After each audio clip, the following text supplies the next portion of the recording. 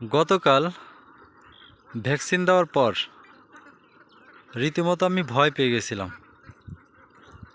কারণ হাঁসের যে চঞ্চলতা এখন দেখছেন, এই চঞ্চলতা গতকালকে ছিল না। প্রতিটা হাঁস খুঁড়ে হাঁটছিল এবং নার্ভাস ফিল করছিল। তারা এই যে এখন যেভাবে ছোটাফাটা করছে, খাওয়া দাওয়া করছে, পানির ভিতর খেলছে, এটা ছিল না।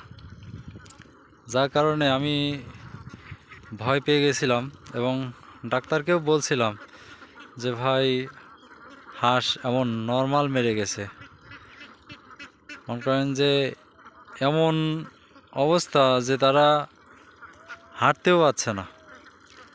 সেখানে আলহামদুলিল্লাহ গত একটি রাত গেছে, রাতের পর এখন মাত্র হাঁস ছাড়লাম এবং খাবার দিলাম, ওষুধ দিলাম। খুব সুন্দরভাবে তারা খাচ্ছে, হাঁটছে, খেলছে। এটা দেখে বেশ ভালো লাগছে, কিন্তু গতকাল ভয় পেয়ে গেছি।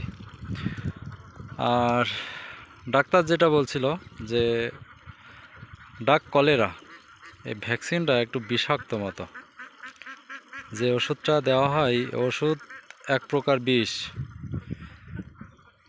এই ভ্যাকসিনটা দেওয়ার নিয়ম হাঁসের চামড়ার নিচে।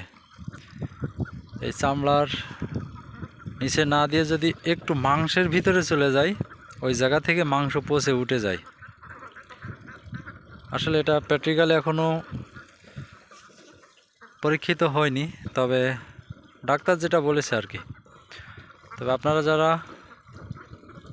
ভ্যাকসিন করাবেন হাঁসের, অবশ্যই একজন ভালো বিশেষজ্ঞ যারা জানে, যারা কাজকাম করে নিয়মিত, তাদের দিয়ে ভ্যাকসিন করাবেন।